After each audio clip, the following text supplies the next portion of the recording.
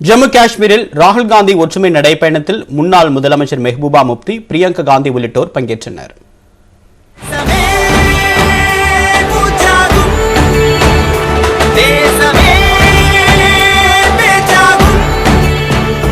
தமிழ்நாட்டிலிருந்து கடந்த செப்டம்பர் மாதம் தொடங்கிய ராகுல் காந்தியின் நடைபயணம் தற்போது ஜம்மு காஷ்மீரில் இறுதி கட்டத்தை எட்டியுள்ளது.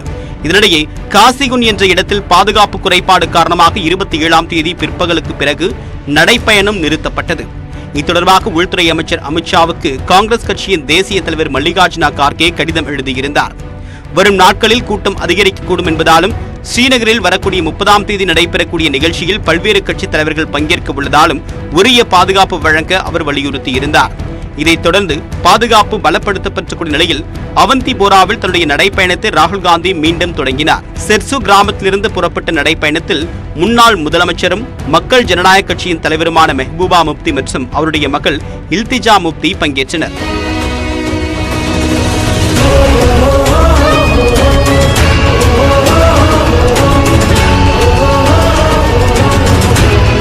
வழிநெடுங்கிலும் சாலையின் இருபுறமும் நின்ற ஏராளமான தொண்டர்கள் வாழ்த்து கோஷங்களை எழுப்பினர்.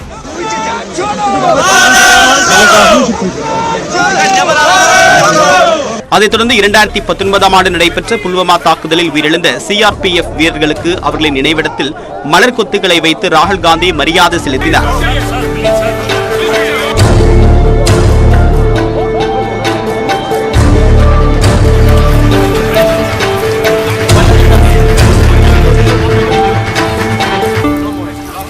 லெத்போரா என்ற இடத்தை அடைந்த போது நடைபயணத்தில் காங்கிரஸ் கட்சியின் பொதுச் செயலாளர் பிரியங்கா காந்தி இணைந்தார்.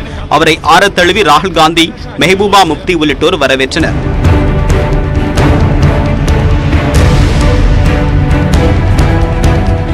ராகுல் காந்தியுடன் ஏற்கனவே நடைபயணத்தில் பங்கேற்ற முன்னாள் முதலமைச்சர் ஒமர் அப்துல்லா பாரத் ஜோடோ யாத்திரைக்கு காஷ்மீரில் நல்ல வரவேற்பு கிடைத்திருப்பதாக தெரிவித்துள்ளார். இது குறித்து அவர் ட்விட்டர் பதிவில், வயது வித்தியாசமின்றி அனைத்து பாலினத்தவர்களும் நடைபயணத்திற்கு தங்கள் ஆதரவை தெரிவித்து வருவதாக குறிப்பிட்டிருந்தார்.